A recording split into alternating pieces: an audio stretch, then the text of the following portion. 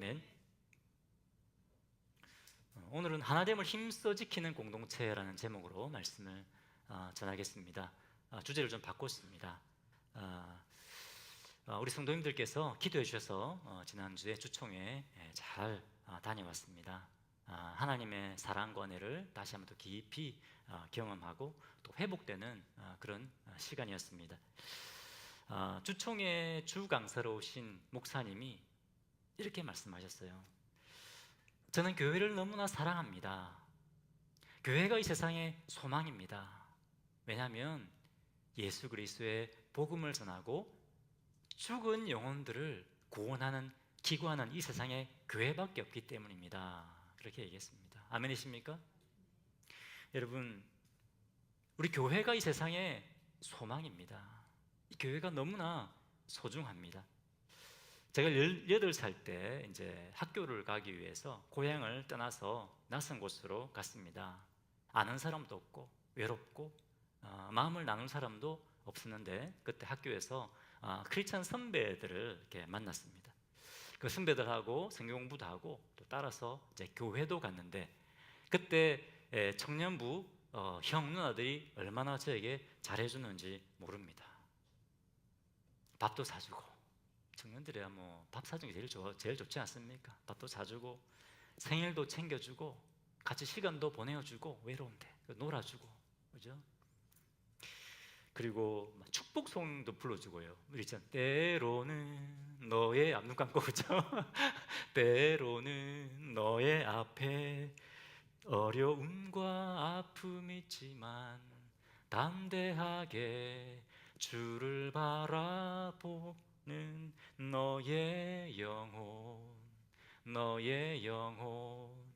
우리 볼 때 얼마나 사랑스러운지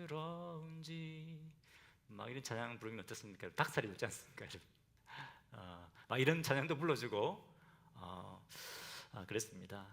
그래서 제가 물론 이제 말씀을 통해서 예수님을 인격적으로 만나게 되었지만 이 청년부 우리 형 누나들을 통해서 하나님에 대하여 더 마음이 열렸던 것 같습니다. 하나님을, 그 사랑 안에서 하나님을 알아가고 제 믿음이 성장하고 자라갔던 것 같습니다. 에베소 3장 10절에 보면 이렇게 되어 있습니다. 하나님은 교회를 통하여 하나님의 각종 지혜를 세상에 드러내신다. 무엇을 통해서요? 교회를 통해서 하나님의 각종 지혜, 각종 지혜라는 말은 풍성한 다양한 그런 지혜를 전하신다는 겁니다. 하나님은 우리 이 교회를 통해서 우리가 하나님의 사랑과 은혜를 경험하게 하십니다. 아멘이시죠? 교회를 통해서입니다. 또 교회를 통해서 하나님은 주님의 사랑과 구원의 은혜를 드러내십니다. 할렐루야. 하나님은, 저는 주님이 사랑하시는 이 세상의 빛교회를 통해서 지금도 하나님의 사랑과 은혜를 경험하고 있습니다. 물론 제 혼자 말씀을 묵상하고 기도할 때도 하나님은 은혜를 주십니다.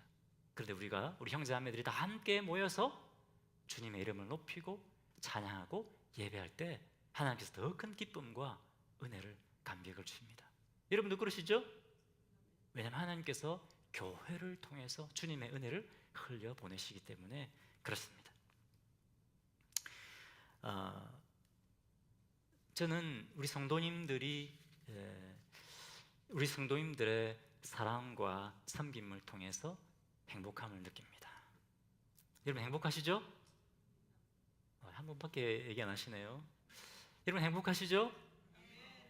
예배 끝나고 식사할 때 보니까 여러분 다 행복해 보이시더라고요. 불행해 보이시면 한 분도 안 계세요. 네. 그렇죠. 우리가 주님 안에서, 이 공동체 안에서 하나님의 사랑과 하나님께서 우리에게 주시는 그 행복감을 경험할 수가 있습니다. 저는 설교를 준비하고 전하는 가운데 이것은 나에게서 나오는 말이 아니다, 주님이 주시는 말씀이다 하면서 느낄 때가 굉장히 많습니다. 설교를 준비할 때도 그렇고요, 말씀을 전할 때도 그렇습니다. 그때 뭘 느끼냐면 하나님께서 우리 교회 공동체를 이렇게 사랑하시는구나 하는 것을 경험하게 됩니다. 여러분, 이처럼 우리 교회 공동체는 너무나 소중합니다. 아멘이시죠? 에베소서 2장 13절과 14절에 보면 예수님이 이 교회를 세우기 위해서, 우리를 한 교회 공동체로 맺어주기 위해서 어떻게 하셨느냐, 십자가에서 찢어지신 자신의 그 몸으로 우리 서로를 가로막고 있던 그 벽을 허물어 버리셨다고 말씀하셨습니다. 뭐 때문에 벽이 생겼습니까? 죄 때문입니다. 우리가 서로를 미워하고 서로 경쟁자였습니다. 그래서 예수님 십자가에 찢어지신 그 몸으로 막힌 담을 허무시고 우리를 하나 되게 하신 겁니다. 2장 14절에 예수님의 피로 우리를 하나 되게 하셨다고 말씀하십니다. 할렐루야. 여러분, 우리 교회는 예수님의 피로 맺어주신 공동체입니다. 사도행전 20장 28절에 하나님이 그 피로 값주고 사신 교회, 이렇게 표현하고 있습니다. 하나님께서 이 교회를 자신의 피로 값주고 사셨다, 그렇게 말씀하고 있습니다. 무슨 말씀입니까? 예수님이 우리 한 사람 한 사람을 죄에서 구원하시기 위해서 죽으신 것이 맞습니다. 그것도 맞지만 예수님이 우리를 교회되게 하기 위해서, 예수님 한 가족, 한 몸, 한 성전이 되게 하기 위해서 죽으셨다는 겁니다. 여러분, 예수님 우리가 교회되게 하기 위해서 죽으신 겁니다. 할렐루야. 제 말이 아니라 성경이 그렇게 말씀하고 있습니다. 하나님이 피로 값주고 사신 교회. 할렐루야. 하나님께서 그만큼 우리 교회를 사랑하시고 소중하게 여기신다는 겁니다. 피로 맺어주셨습니다. 피로 하나 되게 하셨습니다.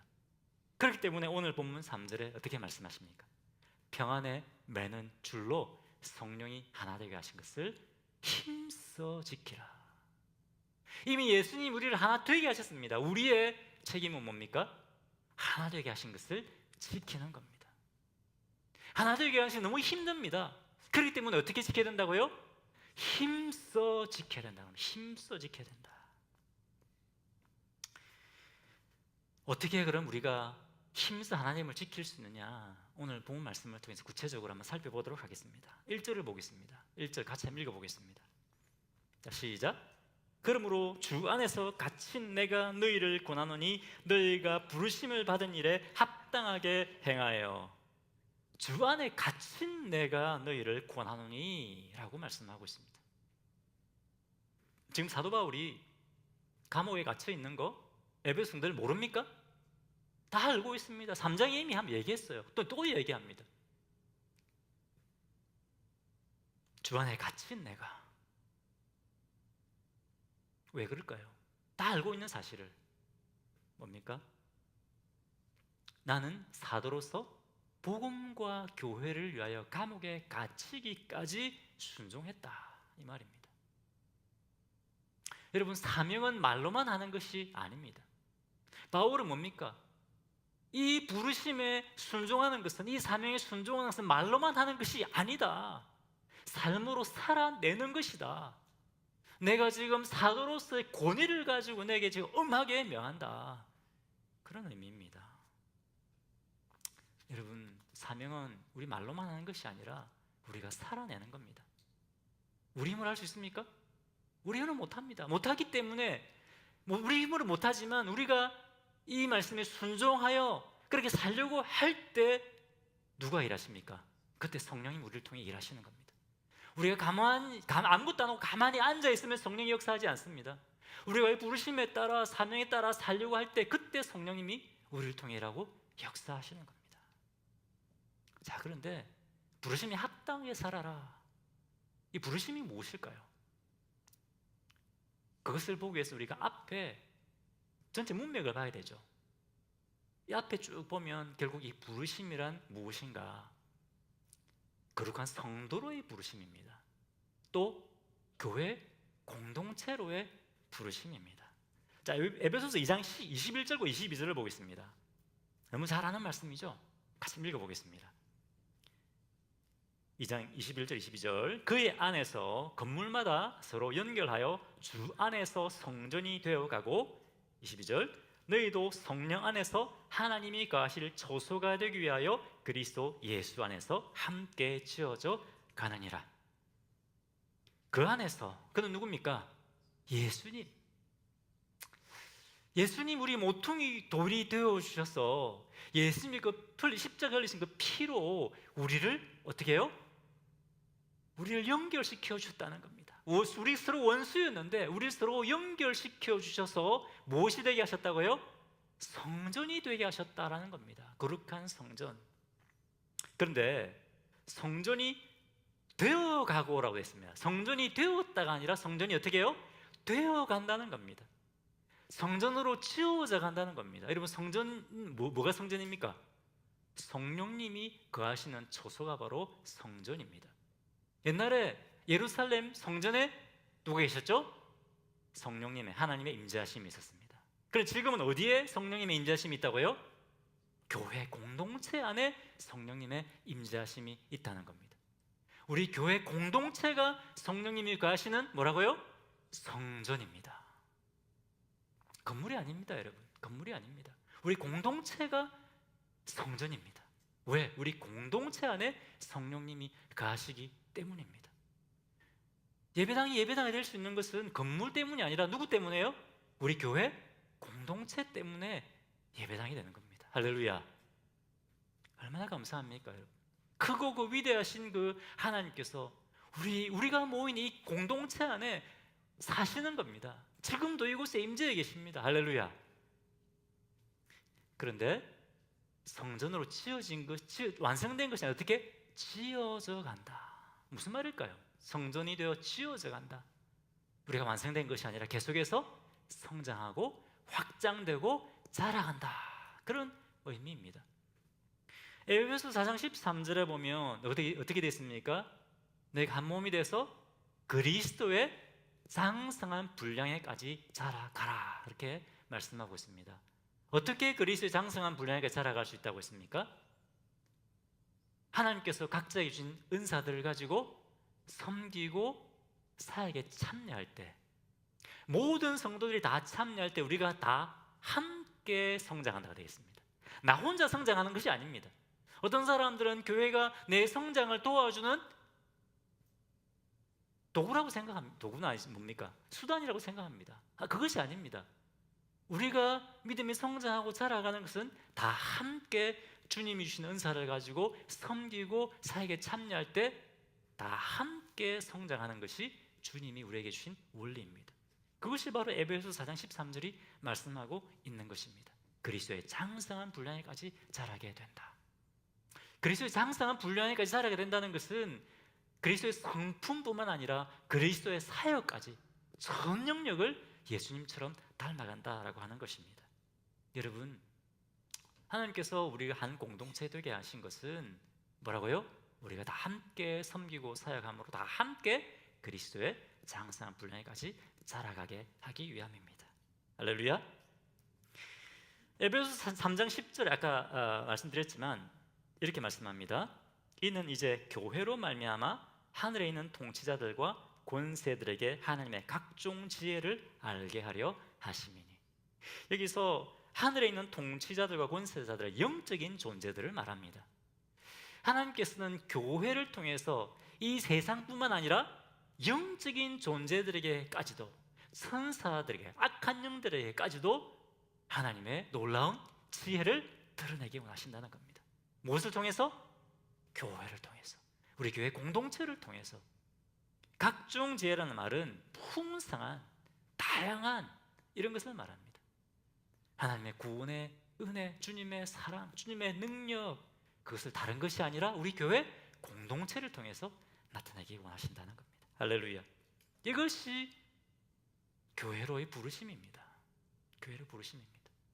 에베소서 4장부터 6장까지는 이 부르심에 따라 우리가 어떻게 살아야 되는가를 이제 말씀하고 계십니다. 오늘 읽었던 4장 1절부터 6절까지는 그 부르심 가운데 제일 첫 번째 겁니다. 맨 먼저 해야 되는 것이 뭐냐?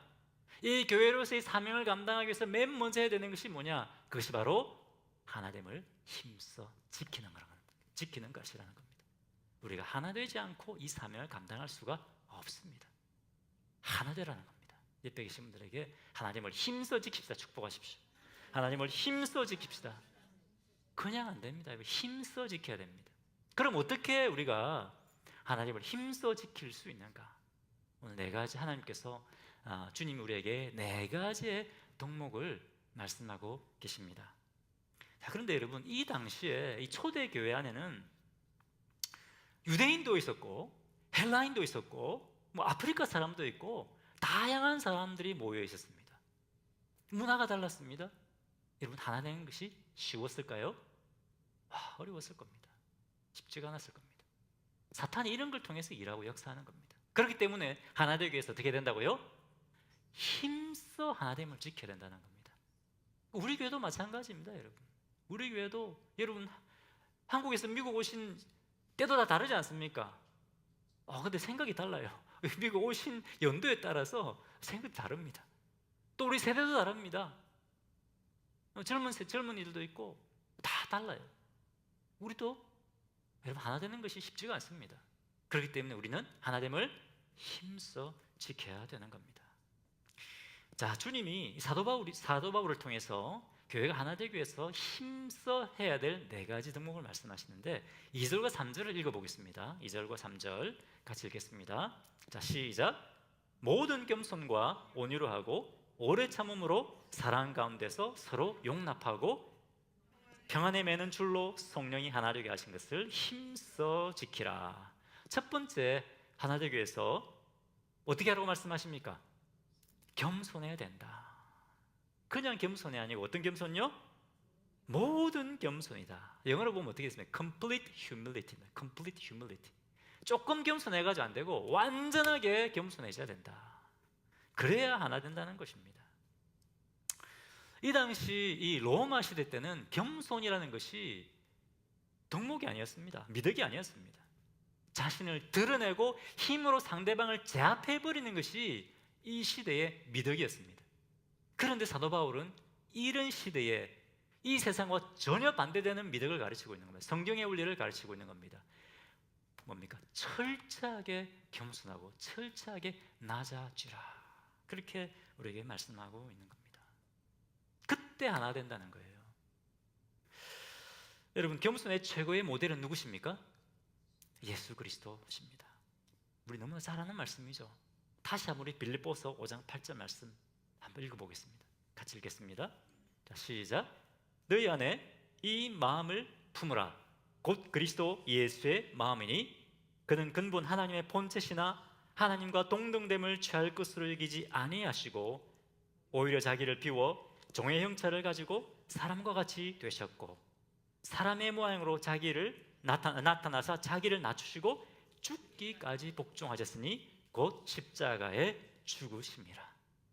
여러분, 이것이 하나님 되신 예수님의 겸손입니다. 예수님 어디까지 낮아지셨다고요? 7절에 종이 되기까지 낮아지셨다. 예수님 어떤 분이십니까? 예수님은 하나님이십니다. 그런데 종이 되기까지 낮아지셨다고 말씀하십니다. 8절에는 어떻게? 십자가에 죽기까지 복종하셨다 는 겁니다. 예수님도 하나님이십니다. 성자 하나님이십니다. 그런데 누구에 복종하셨습니까? 성부 하나님께 복종하셨습니다. 레벨이 낮지 않습니다. 똑같은 하나님입니다. 한 분이십니다. 그런데 성자 예수님이 철저하게 낮아지셨습니다. 아버지, 저를 십자가에 못 박혀 죽으라고요? 이 말이 됩니까? 저는 못합니다. 그렇게 하지 않았다는 겁니다. 철저하게 성부 하나님께 복종하셨습니다. 여러분, 십자가가 어떤 것입니까? 이 당시에 사람을 가장 고통스럽게 죽이는 것이 십자가였고 가장 수치스럽게 죽이는 것이 십자가였습니다. 우리는 예수 영화 보면 다 입을 거 다 입고 있잖아요. 원래 십자가에 못 박히다 빨가벗겨서 죽습니다. 얼마나 부끄러운 일입니까? 하나님 되신 예수님이 이런 수치를 당하신 거예요. 능력이 없어서가 아닙니다. 왜? 우리를 구원하시기 위해서. 그리고 성부 하나님의 뜻이기 때문에 그렇게 한 겁니다. 하나님으로서의 모든 자존심을 다 버리고 죽기까지 복종하셨습니다. 그런데 여러분, 우리는 어떻습니까? 뭐 예수님이니까 그렇게 하셨지, 뭐 나는 그렇게 못해. 물론 우리가 쉽지가 않죠. 맞습니다. 예수님이기 때문에 그렇게 하신 것이 맞습니다. 하지만 우리도 어떻게 됩니까? 주님의 낮아지심과 겸손함을 우리는 닮아가야 되는 겁니다. 근데 우리는 자존심을 내세우죠. 우리는 나는 이 정도는 대우를 받아야 돼 라고 생각합니다. 이 정도는 대우를 받아야 되는데 그 정도 대우받지 못하면 화가 나죠. 나를 무시한다고 생각합니다. 저것들이 나를 무시하는구나. 화가 나고 뭡니까? 상처받게 되죠. 목사님, 저도 마찬가지입니다. 누구나 마찬가지입니다. 하지만 그때 우리가 주님을 위해서 우리 자존심을 내려놓아야 됩니다. 여러분, 우리는 세상을 향하여 성도로서의 자존심을 지켜야 됩니다. 아멘이십니까? 세상이 우리를 유혹하고 타협하고자 할 때 그때 우리는 타협하면 안 됩니다. 그때는 성도로서의 자존심을 지켜야 됩니다. 하지만 이런 자존심, 내 자아를 내세우려고 하고 난 이 정도 대우는 받아야 되는데, 이런 자존심은 주님의 나라를 위해서 우리는 기꺼이 내려놓을 수 있어야 됩니다. 아멘이십니까? 아멘, 잘 안 나오시네. 우리가 주님을 위해서 우리 자존심을 내려놓읍시다. 축복하십시오. 주님을 위해 우리 자존심을 내려놓읍시다. 네, 아멘이시죠? 우리가 내려놓지 않는 자존심 때문에 때로는 우리 교회 공동체를 어렵게 할 때가 있습니다. 제가 이전에 사역했던 교회에서 안수집사 추천을 안 한다고 교회 분란을 일으키는 분이 있었습니다. 뒤에서 자기의 세력을 규합하고 리더십에 대항하고 이런 분이 있었습니다. 교회 이렇게 오랫동안 봉사했는데 내가 아는 나의 친구들은 다 안수집사가 됐는데 나는 이게 뭐냐? 자존심이죠. 그렇죠? 그런데 여러분, 누구나 이런 시험에 들 수 있습니다. 누구나. 어떻게 이런 일을 할 수 있냐? 그런데 우리도 그런 상황에 놓이게 되면 우리도 우리 자존심을 내려놓지 않으면 그런 시험에 들 수 있다니까요. 목사도 마찬가지입니다, 여러분. 누구나 우리 자존심을 내려놓지 않으면 이런 시험에 들게 됩니다. 그때 누구를 생각이 됩니까? 우리 예수님. 죽기까지 나아가셨던 그 예수님을 우리가 기억해야 됩니다. 여러분, 교회가 하나 되기 위해서 우리가 가져야 하는 첫 번째 덕목은 뭐라고요? 겸손합니다. 겸손인데 그냥 겸손이 아니라 어떤 겸손요? 철저한 겸손입니다. 완전한 겸손입니다. 자, 두 번째, 우리 교회 공동체가 하나 되기 위해서 우리가 가져야 할 덕목은 뭡니까? 온유입니다. 완전한 겸손과 그리고 온유입니다. 온유하다는 말은 어떤 말일까요? 부드럽다는 말이죠. 부드럽다, 유하다. 그런데 힘이 없어서 부드럽고 유한 것이 아닙니다. 여기서 온유하다는 말은 뭐냐면 힘이 있음에도 불구하고 그것을 컨트롤하는 겁니다. 온유하다는 말의 원어적인 의미는 이게 어떤 경우에 사용되냐면 야생동물이 길들여진다라고 했을 때 이 온유해졌다라는 단어를 썼습니다. 이해가 되십니까? 여러분, 야생마가 얼마나 힘이 좋습니까? 컨트롤이 안 됩니다. 그런데 이 야생마가 길들여지면, 온유해지면 어떻습니까? 이 힘을 컨트롤하게 되는 겁니다. 마찬가지로 우리도 교회가 하나 되게 하기 위해서 어떻게 해요? 내 힘과 감정을 온유하게 된다, 길들여야 된다, 절제해야 된다라는 것입니다. 다스려야 된다는 겁니다. 여러분, 나는 교회에서 열심히 봉사하는데 뒤에서 하나도 봉사 안 하는 사람이 이거 못했다 그러고 저거 못했다 그러고 막 이게 흠을 잡으면 여러분 화나지 않겠습니까? 여러분 마음이 너무 온유해서 전혀 화가 안 나시는 것 같은데, 목사님 저도 화가 나요. 저도 화가 납니다. 그럴 수 있습니다. 근데 그때 어떻게 된다고요? 온유해져야 된다. 온유. 근데 온유하다는 것은 무조건 참으라는 말이 아닙니다. 무조건 화를 내지 말라는 말이 아닙니다. 여러분, 예수님 화내셨을까요? 화내셨어요. 요한복음 2장에 보면 예수님이 성전에 들어갔는데 상인들이 막 성전에서 물건을 사고 팝니다. 예수님 어떻게 하셨죠? 화가 나셨습니다. 그래서 물건들 뒤집어 보셨어요. 와, 예수님 무섭습니다. 그런데 놀라운 것은 다 뒤집어 엎었는데 예수님이 비둘기를 파는 상인들에게 어떻게 했습니까? 비둘기를 가지고 나가라고 말씀하셨어요. 만약에 비둘기를 이거 다 엎어버리면 어땠을까요? 다 날아가 버리잖아요. 이 사람도 망하는 겁니다. 예수님이 분을 내시는 가운데서도 감정을 설치하신 거예요.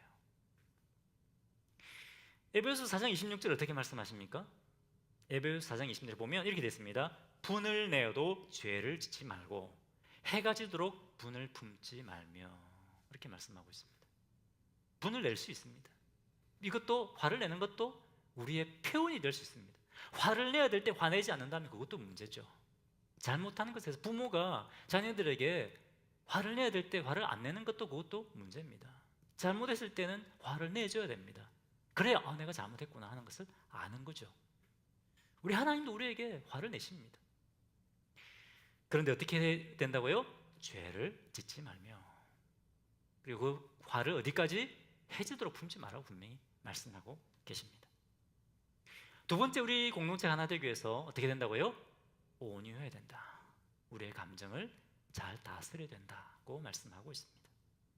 자, 세 번째, 우리 교회가 하나 되기 위해서 필요한 덕목은 뭐라고요? 오래 참음입니다. 오래 참음, 인내입니다. 여러분, 결혼하면 허니문이 있습니다. 허니문 기간. 결혼 안 하신 분들은 모르죠. 결혼하신 분들은 압니다.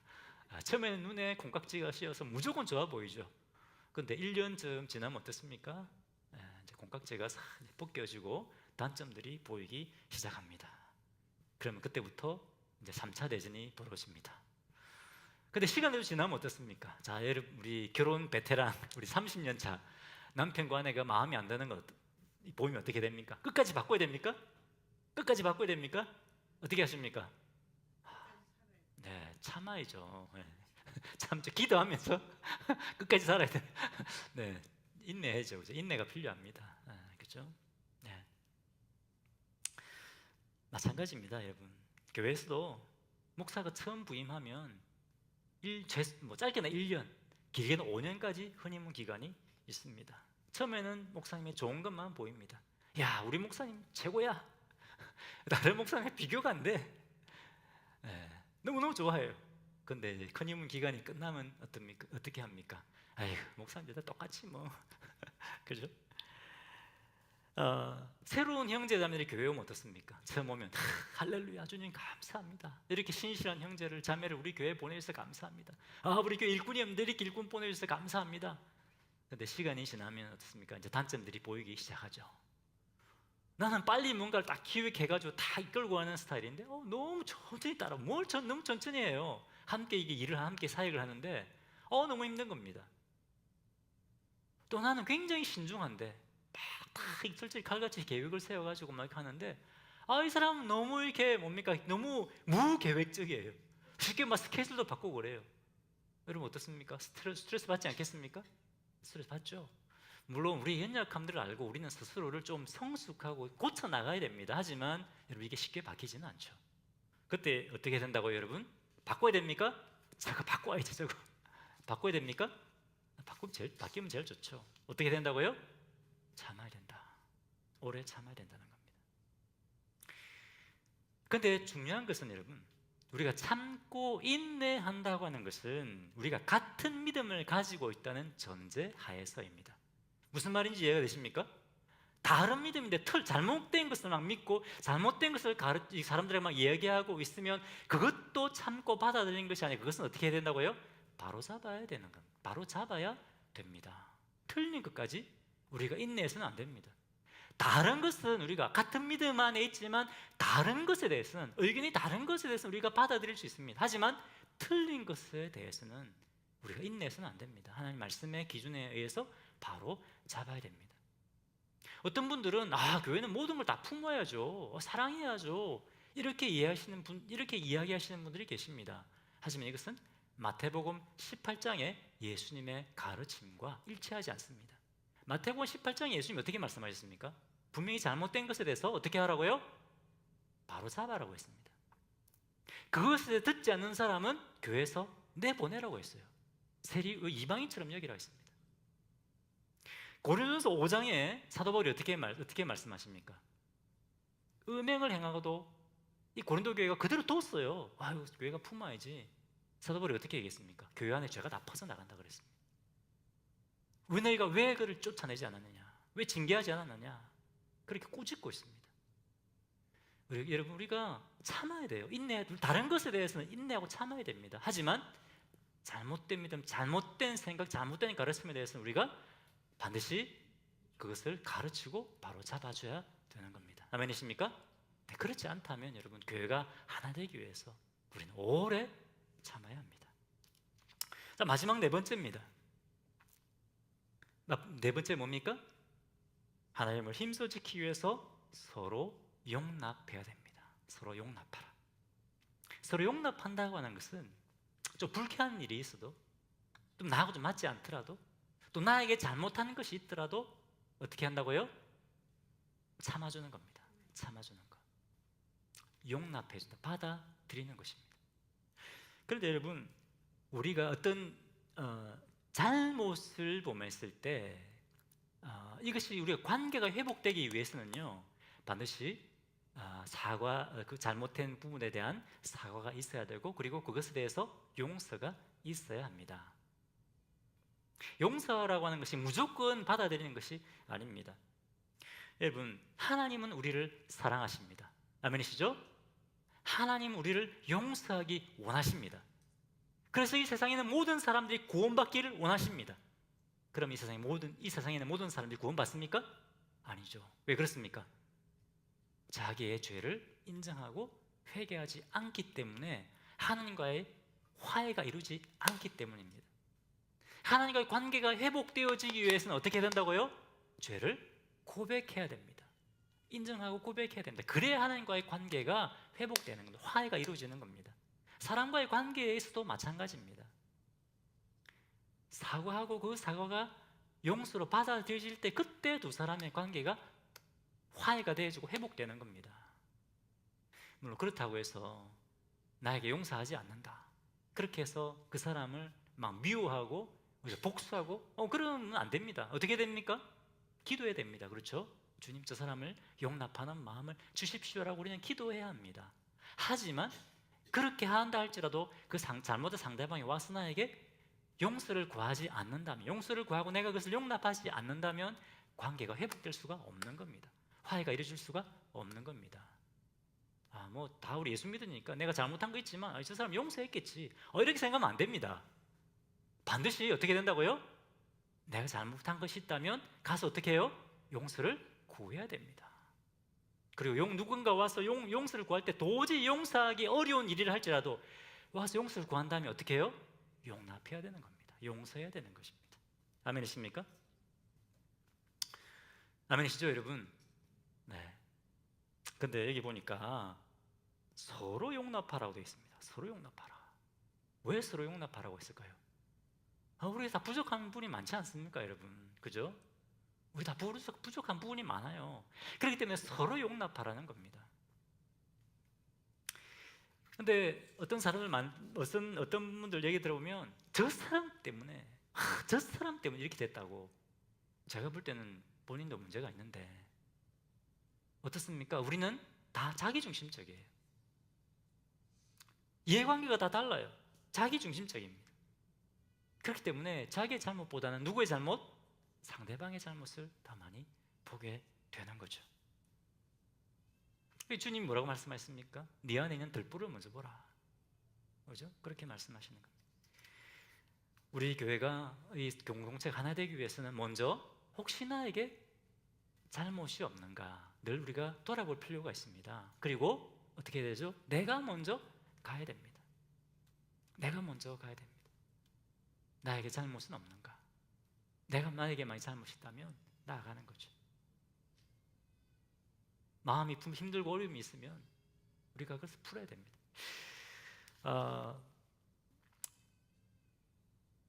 우리 안에 여러분, 우리가 죄인이고 또 우리 안에 과거에 받은 상처들이 많지 않습니까? 그런 상처들 때문에 내가 모르는 사이에 가시돋친 그런 말들이 나갈 때가 많이 있습니다. 그렇기 때문에 우리는 서로 용납해야 됩니다. 자, 옆에 계시는 분들 축복하십시오. 서로 용납합시다. 서로 용납합시다. 제가 아는 한 사역자가 있습니다. 근데 이분이 함께 사역했던 그 선배 사역자에 대한 그 쓴뿌리가 있었어요. 괜히 관계가 어려웠어요. 왜냐하면 이제 사역자들 모임을 하는데 후배 사역자들이 다 있는데 이 이제 리더가 이분의 그 잘못한 것들을 막 그냥 얘기해 버린 거예요.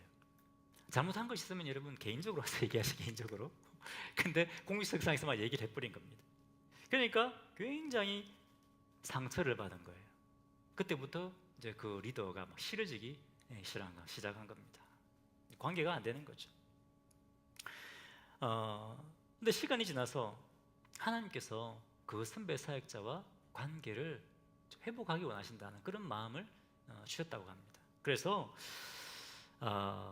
계속 이렇게 가면 안 되겠다 싶어서 이 선배 사역자에 가서 그때 내가 느꼈던 것을 좀 얘기해야 되겠다 이런 마음을 가지고 이제 갔다는 것이죠. 근데 여러분 쉽지 않습니다. 이게 그렇죠. 뭐 그거 쫀쫀하게 그거 가지고 상처받고 그러나 그죠? 이렇게 할 수도 있고 우리 때문에 굉장히 쉽지 않습니다. 용기를 가지고 나가서 얘기를 했는데 그 선배가 너무 미안하다고, 나의 실수다, 내가 잘못했다, 이렇게 용서를 구했다는 거죠. 그래서 두 분의 관계가 이렇게 다시 회복되어졌다고 합니다. 여러분 쉽지 않은 일이죠. 쉽지 않습니다. 하지만 우리가 어떻게 해서든 우리가 관계를 회복할 필요가 있습니다. 수원중앙침례교회는 한국에 있는 교회인데요, 아시죠? 큰 교회인데 1년에 한 번씩 사과데이라는 행사를 한다고 합니다. 사과데이를 지키고 있는데 무슨 날일까요? 사과를 들고 간 사과를 그냥 얘기하기 어려우니까 사과를 딱 들고 간다는 거예요. 그건 딱 사과 보면 사과로 왔구나. 1년 동안 관계가 힘들고 어려워졌던 사람 계속 있잖아요. 관계가 좀 끌어오질 때가 있잖아요. 사과를 딱 들고 가는 거예요. 그래서 이야기를 시작한다고 합니다. 우리도 한번 할까요? 어떻게 해서든 여러분 나에게 혹시 내가 형제 자매들 가운데 상처 준 사람이 없는가 우리 돌아보고요. 그런 사람이 먼저 가는 것이 더 쉽습니다. 그렇죠? 그렇게 해서 내가 죄를 고백하고 그리고 서로 용납하는 것이 필요합니다. 그때 우리가 하나됨을 힘써 지킬 수가 있습니다. 근데 여러분 용납한다는 게 참 쉽지가 않죠. 오늘 본문 2절에 보십시오. 어떻게 용납하라고 되어 있습니까? 어떻게 용납하라고요? 사랑 가운데 서로 용납하라. 사랑 가운데 서로 용납하라. 로마서 5장 8절에 우리가 아직 죄인 되었을 때에 그리스도께서 우리를 위하여 십자가에 죽으셨다고 되어 있습니다. 언제? 죄인 되었을 때. 우리가 하나님의 사랑을 받을 자격이 전혀 없을 때 그때 하나님께서 예수님을 십자가에 못 박혀 죽게 하시고 하나님께서 우리를 얼마나 사랑하신지 그 사랑을 우리에게 보여주셨다는 겁니다. 용납받을 그런 존재가 아니었습니다. 그런데 하나님 우리를 용납해 주셨어요. 그 주님의 사랑과 우리를 용납해 주심을 기억하면서 서로 용납하라는 겁니다. 할렐루야. 여러분 옛날에 많이 부르던 찬양인데 혹시 서로 용납하라 찬양하시면 같이 한번 불렀으면 좋겠어요. 서로 용납하라. 서로 용납하라. 주 너를 용납함 같이 서로 용납하라. 주 너를 용납함 같이 우리 모두 하나 되어 주 하나님 아버지께 영광 돌려드리세. 우리 모두 하나 되어 주 하나님 아버지께 영광 돌려드리세. 서로 용납하라. 주님 하신 대로 서로 용납하여라. 어떻게 용납하라고요? 주님이 우리를 용납하신 같이 서로 용납하라고 되어 있습니다. 그런데 우리가 서로 용납하면 우리가 하나 되면 주님이 영광을 받으신다고 말씀하고 있습니다. 할렐루야. 우리 주님 우리가 하나 되기를 간절히 원하십니다. 왜 그렇습니까? 우리를 어떻게 하나 되게 하셨습니까? 어떻게 우리가 교회되게 하셨습니까? 예수님의 피로, 여러분. 예수님의 피로 우리를 하나 되게 하셨습니다. 우리 하나님, 우리가 하나 되기를 그렇게 간절히 원하시는 겁니다. 할렐루야. 예수님의 피로 우리가 한 형제, 자매, 그리고 하나님의 아버지라 부를 수 있는 특권을 받았습니다. 세상 사람들은 외롭습니다. 진정한 사랑을 경험할 수가 없습니다. 그런데 우리는 이 교회 안에서 주님의 사랑과 은혜를 경험하게 하신 겁니다. 여러분, 우리 주님은 우리가 상상하는 것 이상으로 우리가 하나 되기를 간절히 원하십니다. 우리가 상상하는 것 이상으로 우리가 하나 되면 너무나 기뻐하십니다. 그렇기 때문에 우리는 성령이 하나 되게 하신 것을 힘써 지켜야 합니다. 어떻게 해요? 모든 겸손과 온유와 오래 참음과 서로 용납하는 것을 통해서 우리는 하나됨을 힘써 지켜야 됩니다. 이것을 통해서 우리는 피스메이커가 되어야 됩니다. 트러블 메이커가 아니라 피스메이커가 되어야 됩니다. 옆에 계신 분들 피스메이커가 됩시다. 피스메이커가 됩시다. 피스메이커가 됩시다. 여러분, 트러블 메이커가 되는 것은 사탄의 도구가 되는 겁니다. 여러분, 우리 모두가 피스메이커가 될 때, 주님 안에 하나님을 힘써 지킬 때, 그때부터 우리 교회 공동체가 하나님의 부르심에 따라 주님의 사명을 감당하게 된다는 것을 기억하십시오. 주님 말씀을 기억하면서 우리가 함께 찬양을 드리겠습니다.